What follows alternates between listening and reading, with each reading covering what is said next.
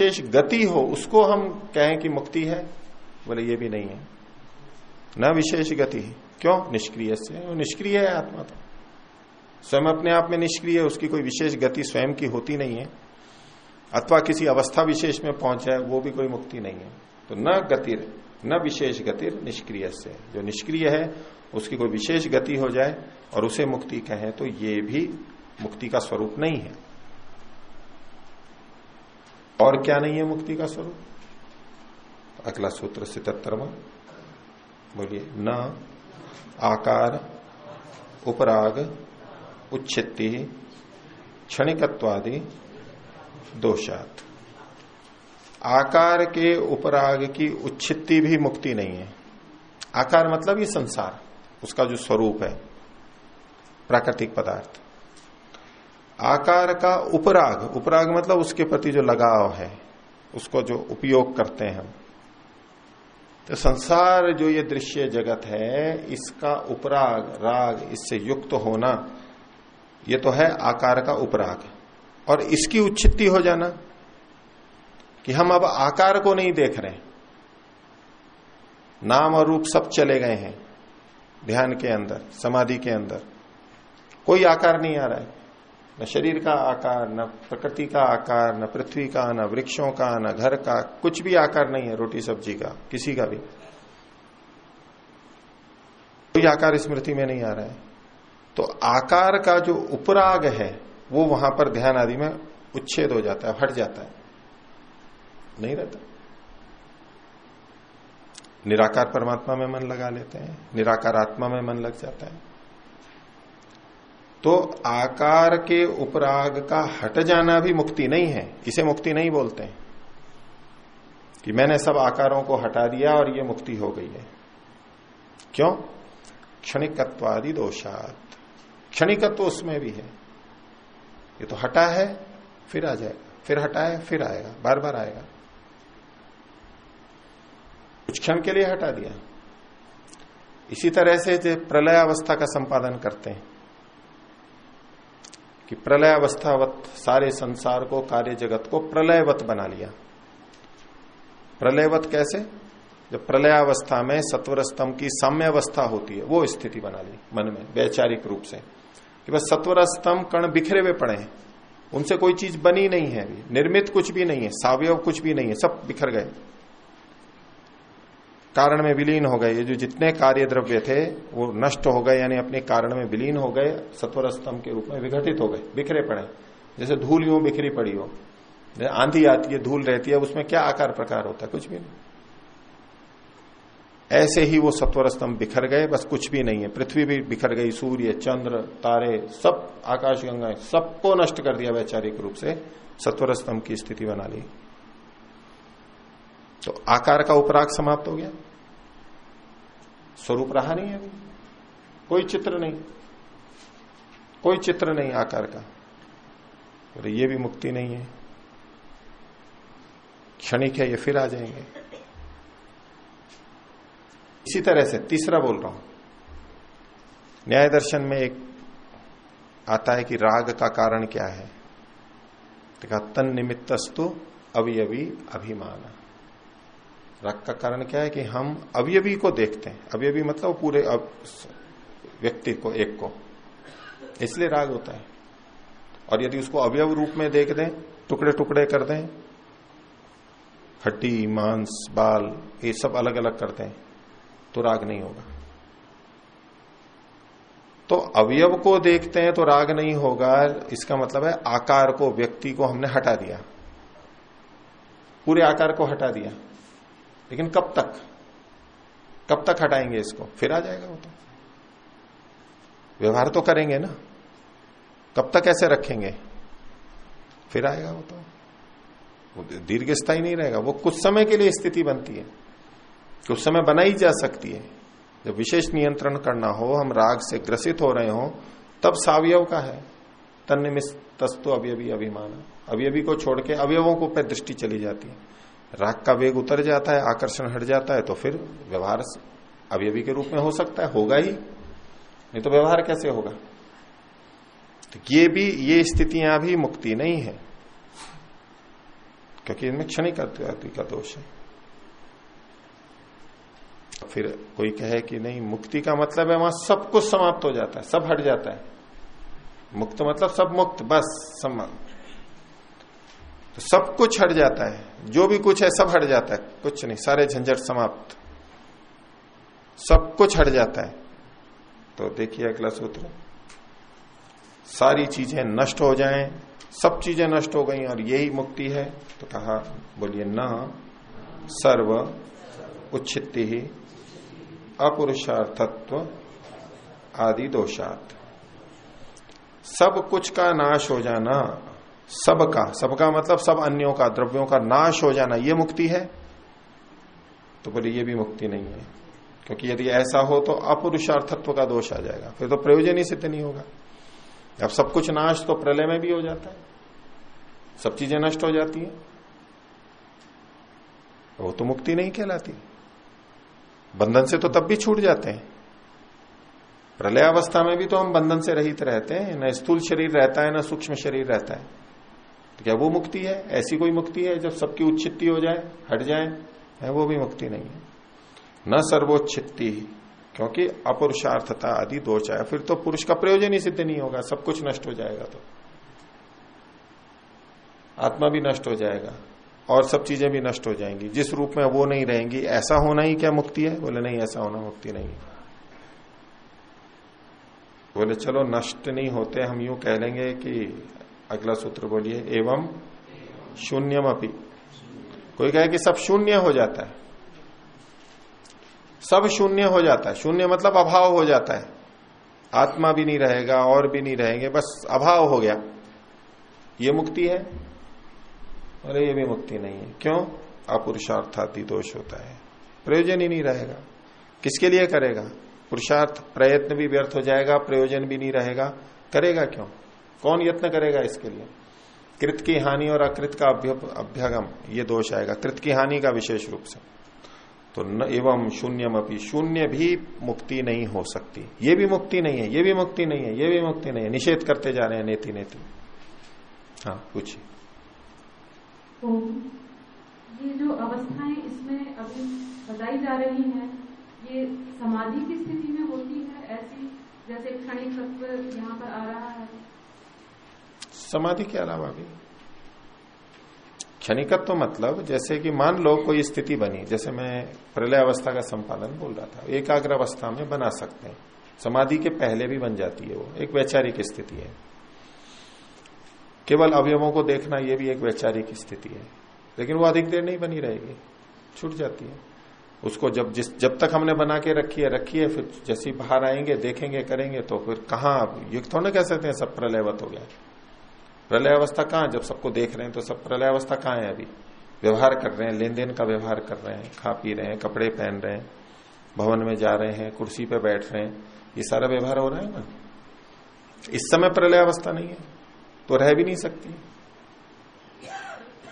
समाधि की बात नहीं है। एकाग्र अवस्था में भी ऐसा अनुभव होता है? अनुभव नहीं, वो किया जाता है, सब प्रयास होता है, अपने आप नहीं होता है, सब प्रयास होता है, एक एक चीज को नष्ट करते चले जाते हैं, अपने शरीर को भी नष्ट कर देते हैं वैचारिक रूप से। पृथ्वी को नष्ट कर दिया, पहले वनस्पतियों को नष्ट कर दिया, प्राणियों को नष्ट कर दिया, शरीर को नष्ट कर दिया, घर को नष्ट कर दिया, अन्य सबको नष्ट कर दिया, अपने को भी नष्ट कर दिया, इंद्रियों को भी नष्ट कर दिया। नष्ट मतलब कारण में विलीन कर दिया, सत्वर स्तंभ में बिखर गया। ये बस सावयव है, ये सारे जितनी अनित्य चीजें हैं उनको सावयव होने से बस अवयव बिखेर दिए उसके विचार में, हम कर सकते हैं। ये स्थिति वैचारिक स्तर पर जो जीवात्मा उस समय कर रहा है वो मात्र अपने स्तर पर करता है, बिल्कुल वास्तव में थोड़ा ना होता है, वास्तव में तो नहीं, वास्तव में तो तत्व जैसा है वैसा ही है। बाकी सबके लिए तो धरती है ही ना, जो कि तो वो तो सब खा रहे हैं, पी रहे हैं, चल रहे हैं, फिर रहे हैं, सब कुछ है। और वास्तव में तो वो खुद भी बैठा हुआ है, और वास्तव में उसका खुद का भी शरीर है, वो चला थोड़ा ना गया है उसका। लेकिन शरीर के होते हुए भी वैचारिक स्तर पर एक प्रलयावस्था का संपादन करते हैं, एक प्रक्रिया है, केवल वैचारिक है। ये उठते ही वो फिर उसको शरीर दिखाई देगा, उठेगा, चलेगा, फिरेगा, सब कुछ है। तो ऐसी स्थिति क्षणिकत्व से मतलब कुछ देर के लिए बनती है, कुछ देर के लिए ही बनती है, हर समय रह भी नहीं सकती, ना बनती है, हमेशा नहीं बन सकती। इतनी कम है, बहुत कम काल है, इसको मुक्ति नहीं कह सकते, थोड़ी सी देर के लिए। ठीक है, बोलिए। ओम प्रणाम आचार्य।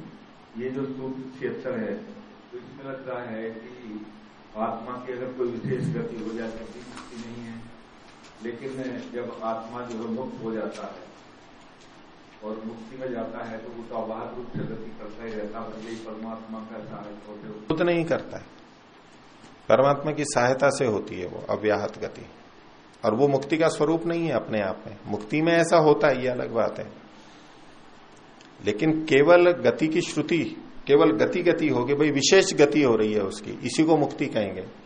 जैसे रॉकेट छूटा और चलता चला जा रहा है, मान लो ऐसे कोई गति बन गई कि बस वो जा रहा है, बस यहां से संसार से छूट के निकल गया, बस यहां से इस लोक से, और चला जा रहा है, चला जा रहा है, चला जा रहा है, मुक्त हो गया सारा छोड़ के, ऐसा नहीं है। मुक्ति नहीं रहता है, इन्हीं सब जगहों में, इन्हीं बीच में रहता है। तो विशेष गति है कोई, ऐसा नहीं, क्योंकि वो निष्क्रिय है। मुक्ति में जो अव्याहत गति का महर्षि दयानंद ने लिखा है वो अपनी जगह बिल्कुल ठीक है, उसमें कोई आपत्ति नहीं है इससे। न शून्यम अपि, शून्य भी मुक्ति नहीं है। सब चीजों की उच्छित्ति भी मुक्ति नहीं है, अपुरुषार्थता हो जाएगी। और कई बार मुक्त होने के लिए व्यक्ति अपनी चीजों को नष्ट करने लग जाता, छोड़ देते हैं या नष्ट कर देते हैं, हटाओ इसको, बंधन का कारण है ये, इसको भी हटाओ, ये भी बंधन का कारण है, इसको भी नष्ट कर दो, ये भी बंधन का कारण है। नहीं, कितना ही नष्ट कर लो कितनी चीजों को, इतना मात्र मुक्ति नहीं है। ठीक है, भोजन बनना शुरू हो गया है आगे, और क्या नहीं है, भोजन भी कितना भी खा लो मुक्ति तो नहीं होनी है। 80वां सूत्र देखिए,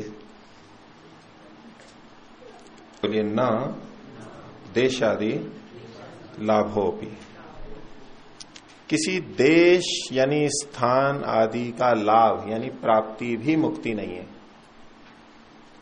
मुक्ति के बारे में कई जगह परिकल्पना चलती है ना, मुक्ति कहां पर है, कैलाश पर्वत पर। मुक्ति कहां है, सिद्धशिला पर है। मुक्ति कहां है, वहां पर है, क्षीर सागर में है, ऐसा कुछ कुछ जो भी कहते हैं।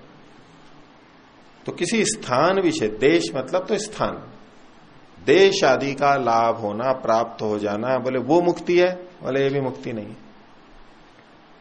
ये प्रश्न प्राय आता रहता है नए लोगों में जब मुक्ति की बात सुनते हैं, बोले मुक्ति कहां पर होती है, वो मुक्ति में कहां रहता है आत्मा, कौन सा स्थान है जहां मुक्ति में रहता है।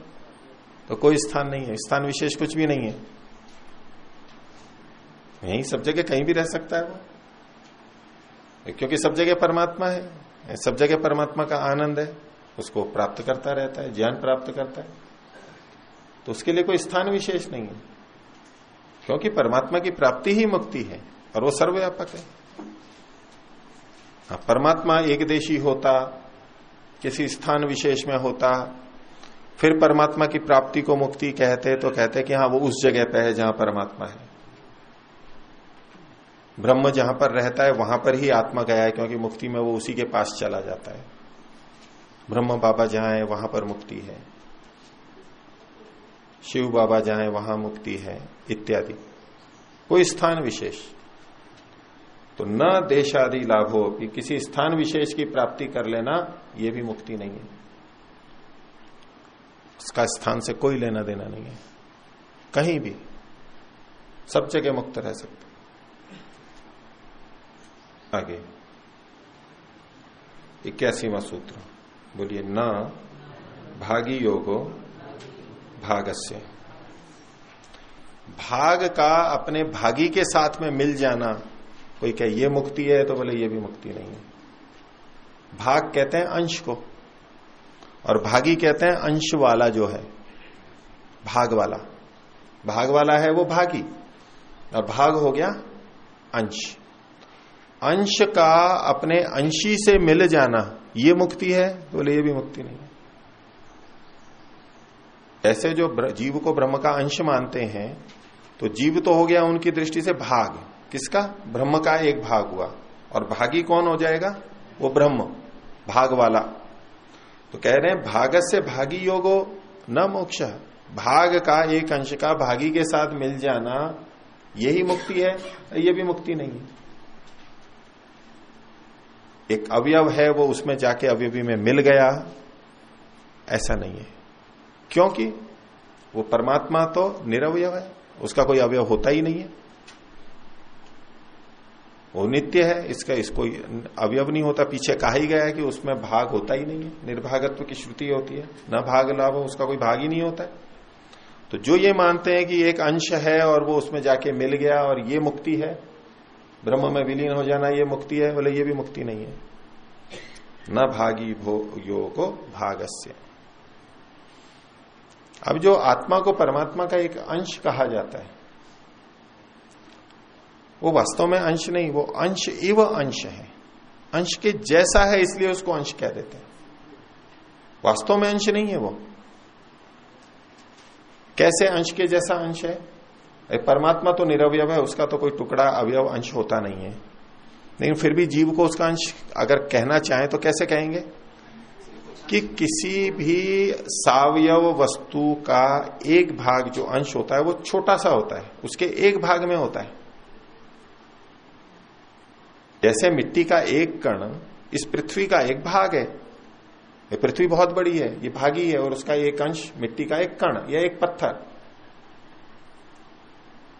उसकी तुलना में कितना सा है? थोड़ा सा है। तो जो अंश होता है वो छोटे भाग में होता है, और जो अंशी या भागी होता है वो बड़ा होता है।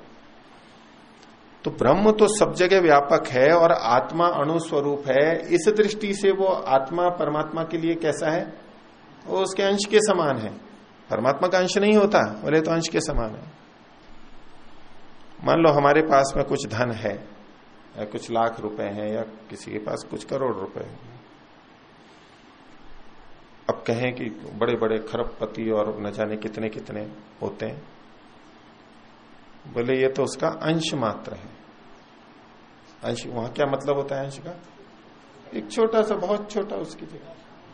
हालांकि वहां से नहीं आया है ये अंश, हमारे पास जो धन है वो हमारा है, उसका है, उसका है।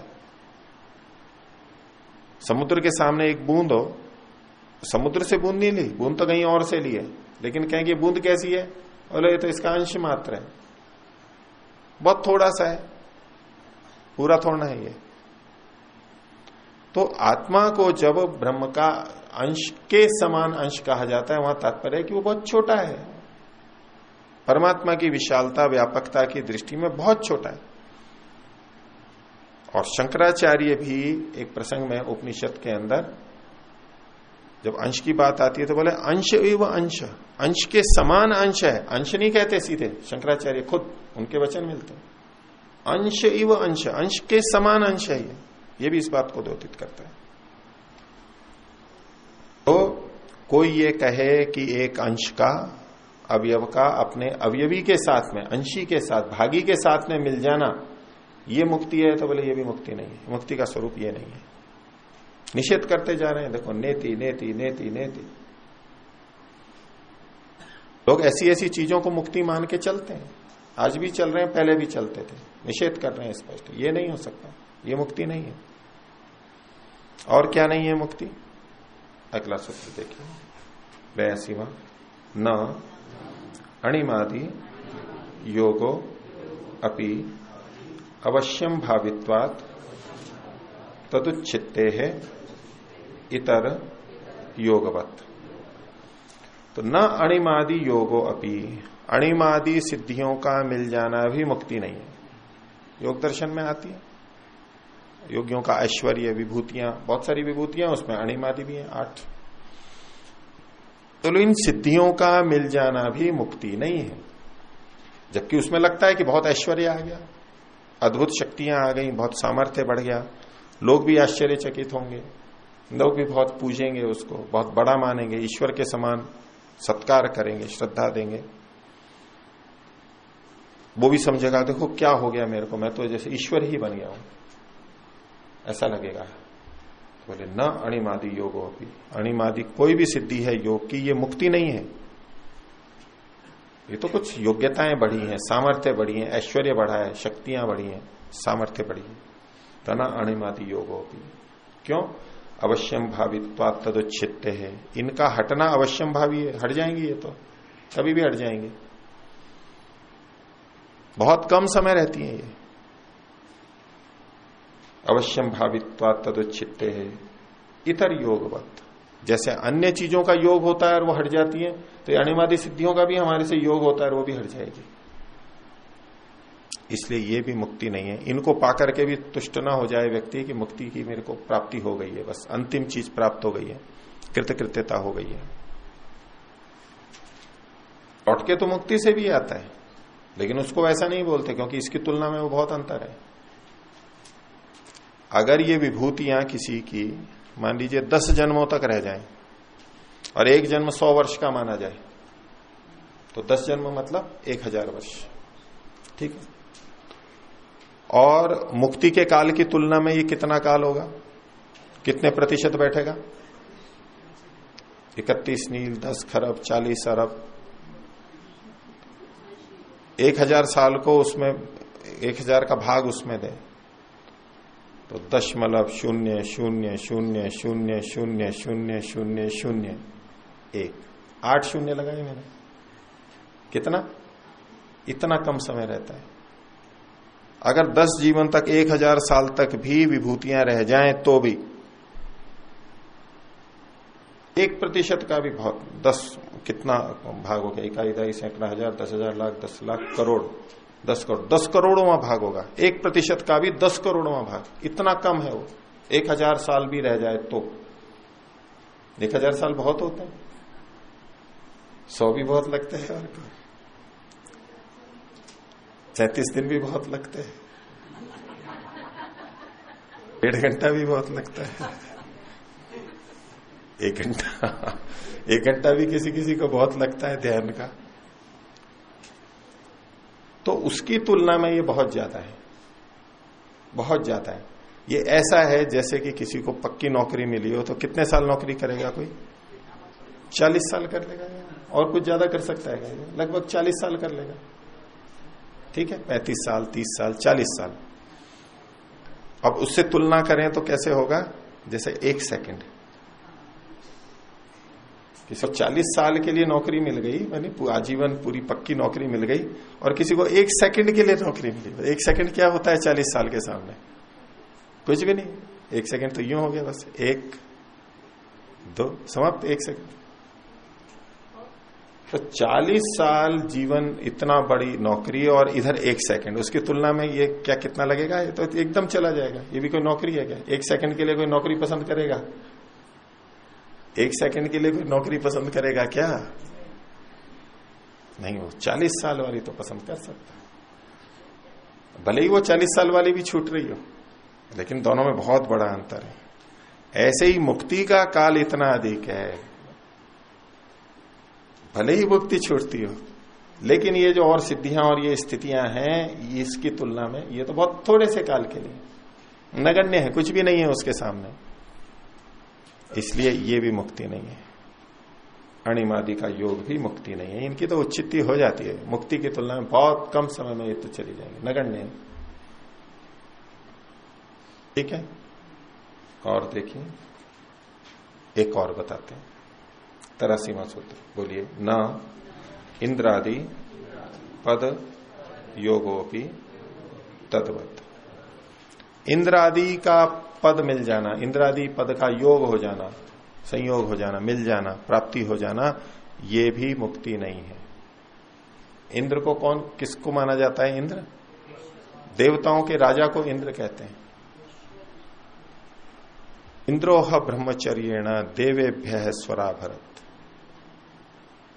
देवताओं में भी वो श्रेष्ठ बनता है, देवताओं का भी जो राजा है, देवता भी मनुष्यों से बहुत अच्छे, बहुत अच्छी स्थिति, और उसका भी जो राजा है वो इंद्र है, और तो इंद्र पद मिल जाए, मनुष्यों का राजा बन जाए, उसी में पागल हो जाए आदमी। सब मनुष्यों का राजा बन जाए कोई, आज है दुनिया में कोई, सब मनुष्यों का राजा जो बन जाए, पूरी पृथ्वी के मनुष्यों का, भारत का है 18-20% जनता है विश्व की, या चीन की है तो 22-24-25% है उसकी, उसका कोई राजा बन जाता है बड़ा। छोटे छोटे देश हैं, 100% मनुष्यों का राजा बन जाए तो भी चक्रवर्ती सम्राट की तरह से, वो भी बहुत बड़ी बात है। और मनुष्यों की छोड़ो, देवताओं का जो राजा हो तो बहुत बहुत ऊंची चीज होगी। एक सामान्य गांव का या सामान्य अनपढ़ लोगों के बीच में कोई राजा बना हुआ है, उनका प्रधान है, और एक वैज्ञानिकों में जो प्रधान है, वैज्ञानिकों का कोई संगठन है, उसका अध्यक्ष है, वो एक अलग बात होती है। संसार के इतने इतने बड़े वैज्ञानिक, नोबेल पुरस्कार प्राप्त, और उनके संगठन का भी जो कोई अध्यक्ष हो, मुखिया हो, जिसकी सब मानते हो वो, उसके तो महत्ता विशेष होती है। ऐसे ही मनुष्य की छोड़िए, देवताओं का भी जो राजा हो, इंद्र, उसकी प्राप्ति हो जाए तो भी मुक्ति नहीं है। मनुष्यों की छोड़ दीजिए, मान लो साधु सन्यासी हैं बहुत सारे, उनका भी जो बड़ा हो, साधुओं के भी तो संगठन होते हैं अलग अलग होते हैं, उन साधुओं में भी जो सबसे बड़ा साधु हो, सबसे बड़ा साधु, सब जिसके चरण छूते हैं, जो सबसे बड़ा है, सब जिसकी मानते हैं, अनुशासन में चलते हैं, न वो तो और भी बड़ा हो गया। कुछ भी, किसी का भी पद प्राप्त कर लें इंद्रादि, मुक्ति वो नहीं है। यानी मुक्ति के सामने ये कुछ भी नहीं है, मुक्ति की तुलना में ये कुछ भी नहीं है। तो ये जो इतनी सारी बातें बताई, बोले ये सब मुक्ति नहीं है। अब क्या है वो तो अपने आप पता लग ही गया होगा।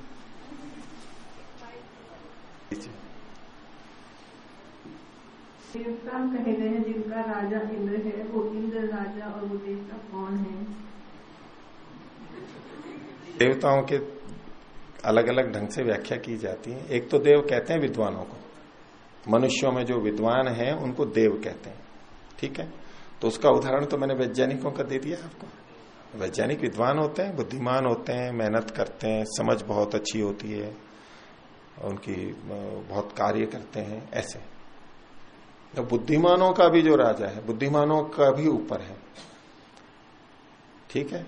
और प्रजातंत्र में जहां राजा बन जाते हैं, उसको तो कोई नहीं कहता ना कि बुद्धिमानों का राजा है, कहते हैं क्या? उसके लिए एक व्यंग किया जाता है प्रजातंत्र में, डेमोक्रेसी के लिए, कि इसमें 51 मूर्ख 49 बुद्धिमानों पर शासन करते हैं। जिसका 51% हो जाएगा वो बन जाएगा, और 51 मूर्ख हैं और 49 अगर बुद्धिमान भी हैं, 51 मूर्ख एक साथ हो गए तो वो शासन करेंगे। प्रजातंत्र पे एक व्यंग है, क्योंकि यहां पर वो तो देखा नहीं जाता है कि इसकी क्या योग्यता है। सबको मत का अधिकार है, सबको समानता है। धर्म की देखो कितनी पालना है, धर्म में सबको समान देखा जाता है ना। समत्वम योग उच्यते, समत्व को योग बोलते हैं ना। ये समत्व है ना, देखो कोई कम पढ़ा लिखा है, कैसा भी है, योग्य है, कोई चोर है, कोई ईमानदार है, सबको समान दृष्टि से कौन देख सकता है? योगी देख सकता है योगी तो देख सकता है। शुनि चैव स्वपाके च पंडिता समदर्शी। जो पंडित होते हैं, योगी होते हैं, वो समदर्शी होते हैं, सबको समान देखते हैं। इसका व्यवहार रूप हमारे प्रजातंत्र में मिलता है, सबको समान अधिकार है। ये नहीं, इसलिए मांग भी उठती रहती है। ऐसे नहीं मत का अधिकार किसी को भी हो जाए और समान हो, उसकी महत्ता अलग होनी चाहिए, लेकिन समानता के में इसमें ऐसा हो ही नहीं सकता, सोच भी नहीं सकते। आंदोलन हो जाएगा। समान क्यों नहीं मानते? हमारा भी उतना ही हक है जितना आपका है, ठीक है। उस दृष्टि से, एक दृष्टि से ठीक है, वो चल ही रहा है। लेकिन जहां निर्णय की बात आती है, वहां जो बुद्धिमान है, विशेष योग्यता रखते हैं, उनका निर्णय भारी होता है। वैदिक सिद्धांत क्या है? एक वेद के विद्वान का निर्णय भी बाकी सबसे मुख्य माना जाएगा, महत्वपूर्ण माना जाएगा। यह होता है। क्या वैज्ञानिकों के निर्णय होते हैं वो संख्या के आधार पे होते हैं? तो एक वैज्ञानिक या कुछ वैज्ञानिक भी कहेंगे, सत्य को कहेंगे, तो दुनिया चाहे लाखों करोड़ों अरबों उसको ना मानते हो तो भी वो मान्य नहीं होगा। वैज्ञानिक की बात मानी जाएगी, वो प्रमाण पे है। ये सत्य सिद्धांत होता है, ये यथा योग्य व्यवहार होता है, ये धर्म होता है योग्य के लिए। तो देवता का एक अर्थ तो विद्वान कह ही दिया। और कुछ लोग जो देवता के दूसरी परिकल्पना है कि वो विशेष शरीर होता है, विशेष स्थान पे विशेष सुख होता है इत्यादि, विशेष इंद्रियां होती हैं, वो वृद्ध नहीं होते हैं, जमीन पे भी नहीं चलते, वो जमीन से ऊपर चलते हैं। ठीक है, जो व्यक्ति थोड़ा जमीन से ऊपर चलने लगते हैं ना, देवत्व को प्राप्त करते हैं। हम कहते हैं ना कि अब इसके पैर जमीन पे नहीं पड़ रहे हैं, इसके पैर जमीन पे नहीं पड़ रहे हैं, मतलब देवता बन गया है वो।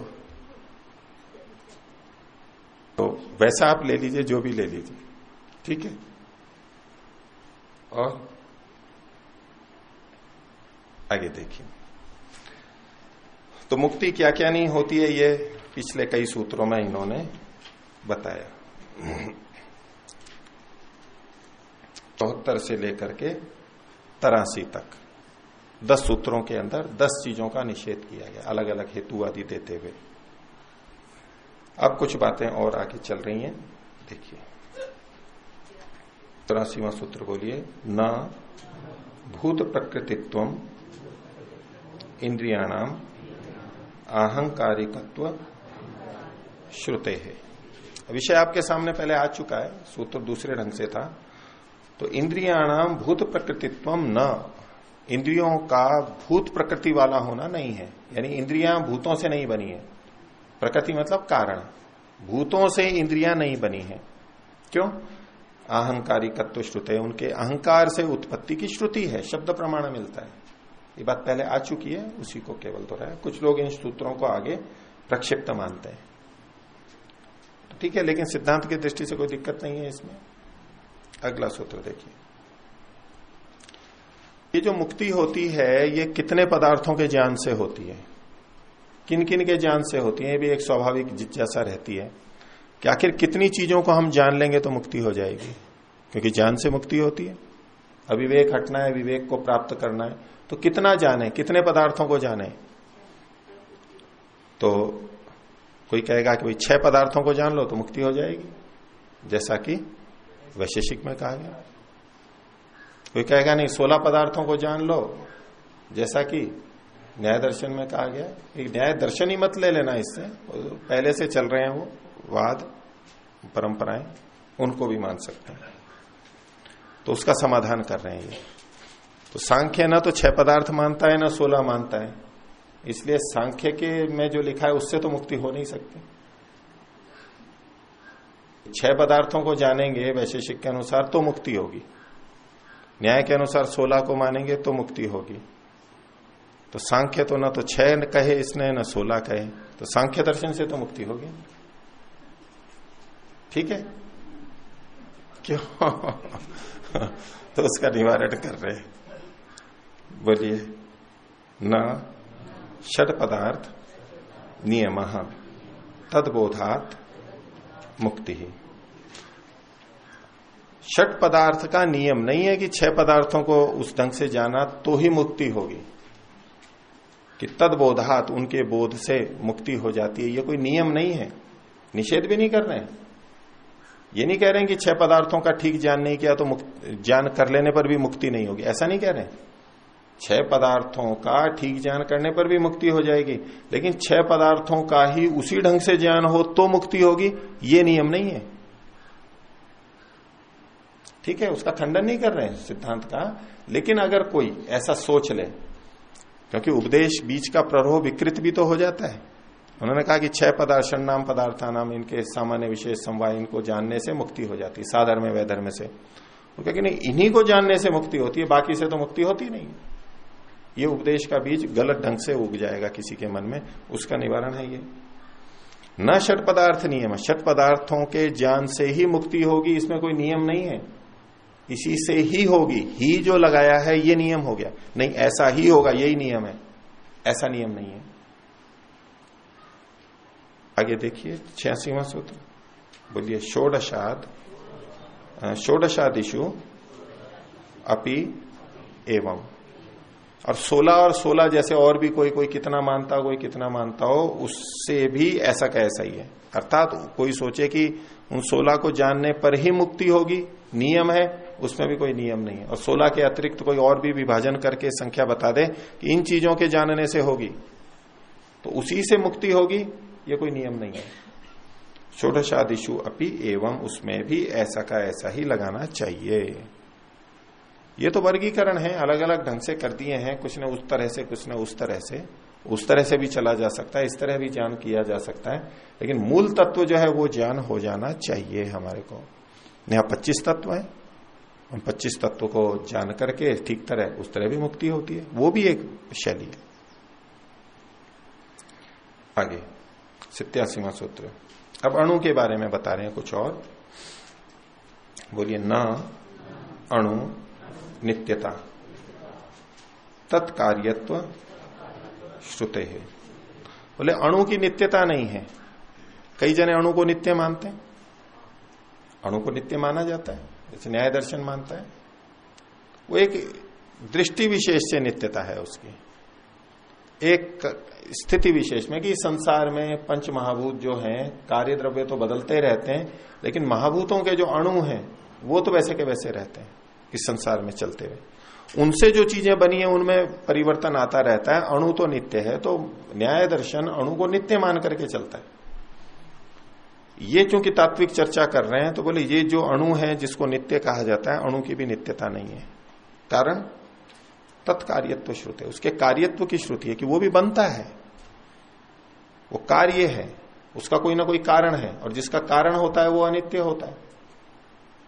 ये इसका पीछे आधार है कि जिस जिसका कार्यत्व है, जो जो उत्पन्न होता है, जिसके कारण होते हैं, वो अनित्य ही होता है। तो न अणु नित्यता, अणु नित्य नहीं होता है।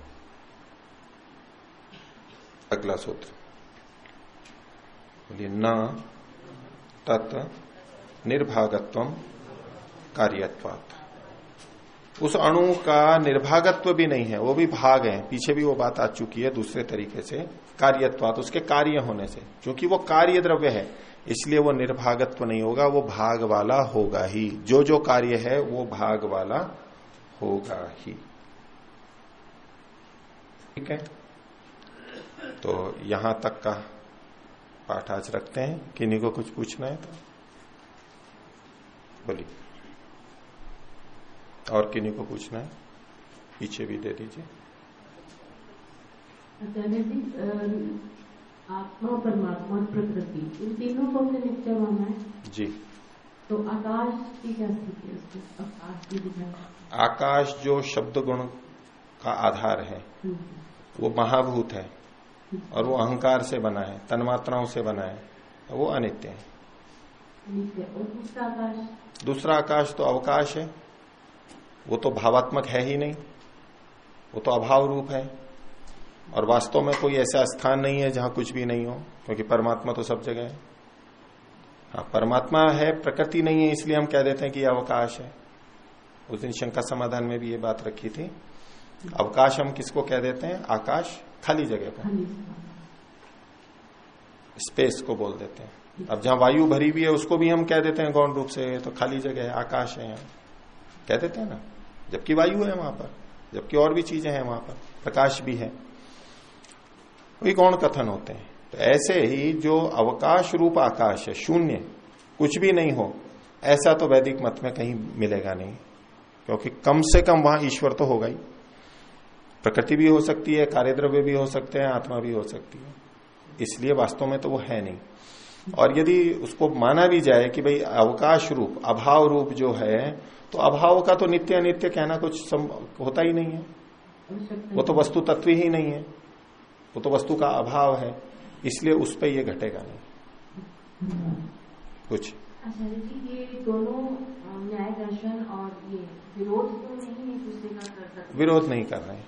तो ये यहाँ पर ये जिस तरह से अनित्य बताया, सापेक्ष कथन है, ये सापेक्ष कथन है। वैशेषिक और न्याय दोनों की दृष्टि से अणु नित्य है। अब वैशेषिक में मन को भी नित्य माना है, या मन को अनित्य माना है, स्पष्ट लिखा है। तो ये सापेक्ष कथन कैसा है कि वैशेषिक और न्याय व्यवहार के स्तर पर बात करते हैं। व्यवहार के लिए। और वहां उसकी नित्यता कहते हैं कि जब से हम जन्मे हैं तब से ये मन है, या तो जब से प्रकृति बनी है और प्रलय तक मन लगातार चल रहा है, अणु भी ऐसे ही चल रहे हैं महाभूत के। सृष्टि जब बनी तो पंच महाभूत बन गए, तन्मात्राओं से महाभूत बन गए, वो अणु हो गए। अब उनसे ये सारा जगत बन रहा है, चल रहा है, बिगड़ रहा है, तो भी अणु तो है वहां पर महाभूतों के। कब उनका नाश होगा? जब प्रलय होगी। तो इस दृष्टि से ये नित्य है। और इसको नौकरी के संदर्भ में लिख सकते भाई, इसको तो पक्की नौकरी मिल गई, परमानेंट नौकरी मिल गई। परमानेंट मतलब कभी हट सकती है परमानेंट वाली, लेकिन फिर भी हम बोलते हैं कि परमानेंट। कैसे परमानेंट हो गया? 60 साल में सेवानिवृत्त करने लगे, बोले नहीं आपने तो कहा था कि परमानेंट नौकरी हो गई, अब टेम्परेरी नहीं है। ये नियम नहीं चलेगा। सापेक्ष कथन होते हैं, जितना संभव है उतने को भी हम स्थायी या नित्य कह देते हैं। क्यों? ये व्यवहार के स्तर पर भाषा में खूब प्रयोग होता है। तो न्याय और वैशेषिक हमारा जो दृश्य जगत है उस व्यवहार को लेकर के बहुत सारे कथन करते हैं। इस दृष्टि से वो नित्य कहते हैं उनको। ये सापेक्ष, अगर सबको मिला करके देखेंगे तो उनका कथन एक परिप्रेक्ष्य में नित्य कहना ठीक है, लेकिन तत्वतः अंततः देखेंगे तो ये ठीक है। एक प्रश्न और मन में आ रहा है, सक्रिय हम आत्मा को निष्क्रिय भी मानते हैं, तो ये मुझे थोड़ा स्पष्ट नहीं हो रहा है। निष्क्रिय मतलब आत्मा में अपनी कोई क्रिया नहीं होती है। आत्मा में अपनी कोई क्रिया नहीं होती है। आत्मा स्वयं इधर से उधर नहीं जा सकता। एक जगह है तो भी उसमें कोई क्रिया नहीं हो रही है, वो घूम रहा हो ऊपर नीचे अगल बगल में, या उसके अंदर कुछ क्रियाएं हो रही हो, ये नहीं है। अब जैसे एक पात्र में पानी रखा हो, कांच का पात्र है, वो पानी स्थिर रखा है बिल्कुल, उसमें गति है या नहीं है? नहीं है। उसका एक प्रयोग करवाया जाता है बचपन में, बोले एक शाही की टिकिया या तो पोटेशियम परमैंगनेट लाल लाल होता है ना, लाल दवा, उसका एक कण नीचे डाल दो और उसको छोड़ दो। नहीं, हिलाओ नहीं, हिलाओ नहीं, तो वो लगेगा वहां से वो रंग निकला हुआ यूं धीरे धीरे धीरे धीरे ऊपर जाता हुआ दिखेगा। रखा है जो का तुम, बाहर से स्थिर दिख रहा है, अंदर से गतिशील है। और इस सारे संसार को जगत शब्द दिया, ये निर्वचन से पता लगता है। जगत, गति जिसमें है, बार बार लगातार जिसमें गति है उसको जगत बोलते हैं। ईशावास्यमिदं सर्वम यत् किंच जगत्याम जगत, इस जगती में गतिशील में जो भी गतिशील है वो सब उस सब में परमात्मा व्याप्त है। इसका नाम ही जगत इसलिए रख रखा है इन्होंने। तो एक गति गति दिखाई दे रही है। अब यूं तो स्थिरता दिख रही है हमारे को, पृथ्वी स्थिर दिख रही है, मकान स्थिर दिख रहे हैं, बाकी कुछ गतिविधियां हो रही हैं, पेड़ हिल रहे हैं, हम प्राणी चल रहे हैं, फिर रहे हैं, वायु बह रही है, लेकिन ये स्थिरता भी तो दिखाई दे रही है। लेकिन इसके अंदर भी गति है। वैज्ञानिक भी आज बोलते हैं परमाणु है, इलेक्ट्रॉन्स घूम रहे हैं, कितने घूम रहे हैं, द्रव में भी है, गैस में भी है, गति है ना। सब कौन सी चीज रुकी हुई है ये बता दीजिए दुनिया में। तो जगत्याम जगत, ये सब गतिशील हैं इनके। तो गति एक तो होती है स्वयं दूसरी जगह जाना, एक उसी के अंदर। तो जीवात्मा न तो स्वयं दूसरी जगह जा सकती है, और वो अगर रखी भी हो तो अपनी जगह भी यूं घूर्णन या कुछ भी नहीं कर सकती, और रखी भी है तो अंदर भी उसमें कोई गति नहीं होती है। आत्मा निष्क्रिय है, क्रिया से रहित है। अब उसमें कौन सी क्रियाएं होती हैं कि दूसरा उसको इधर से उधर कर सकता है, ये क्रिया तो है। क्योंकि जैसे हम शरीर में हैं, हम चलते फिरते हैं, तो शरीर के साथ साथ हम इधर उधर आते हैं ना, आत्मा साथ साथ ही तो जाती है। आत्मा शरीर के अंदर है, वो साथ साथ जाएगी। मृत्यु के बाद भी एक शरीर से दूसरे शरीर में जाते हैं, परमात्मा भेजता है, मन के वेग से जाता है, जैसे भी जाता है। तो देशांतर गति होती है आत्मा की। इस रूप में अन्य के द्वारा तो करवाई जा सकती है, लेकिन उसकी अपनी नहीं है, इतना अर्थ लेंगे निष्क्रिय का। ये शरीर आत्मा के कारण ही चल रहा है जिस तरह से, किसी प्रेरणा से, तो वो शरीर के साथ जा रही है या आत्मा शरीर को लेकर जा रहा है? शरीर आत्मा को लेके जा रहा है, आत्मा की इच्छा के अनुरूप शरीर आत्मा को लेके जा रहा है। जैसे कोई लूला लंगड़ा हो, मान लो मेरे हाथ पैर कट जाए, मैं चल भी नहीं सकता, कुछ भी नहीं कर सकता। अब मैंने कहा कि मेरे को चिकित्सालय लेके जाओ, न लोगों ने मेरे को कुर्सी पे बैठा दिया, कार में बैठा दिया, चिकित्सालय ले गए। मैं तो चल नहीं रहा, मेरी तो इच्छा थी कि भी मेरे को चिकित्सालय ले जाओ, मेरे दोनों पैर कट गए, मैं चल नहीं सकता, और दूसरे ले गए। ऐसे। तो आत्मा की इच्छा से चलता है शरीर, ये ठीक है, आत्मा के प्रयत्न से चलता है, ये ठीक है, लेकिन आत्मा की क्रिया नहीं है। क्रिया तो इंद्रियों और शरीर में हो रही है। अब उसके कारण आत्मा चूंकि अंदर बैठा है, इसमें वाहन में सवार की तरह से उसके साथ साथ जाता है। ये गति तो है आत्मा में, शरीर के साथ साथ जो जाता है उसका निषेध नहीं है।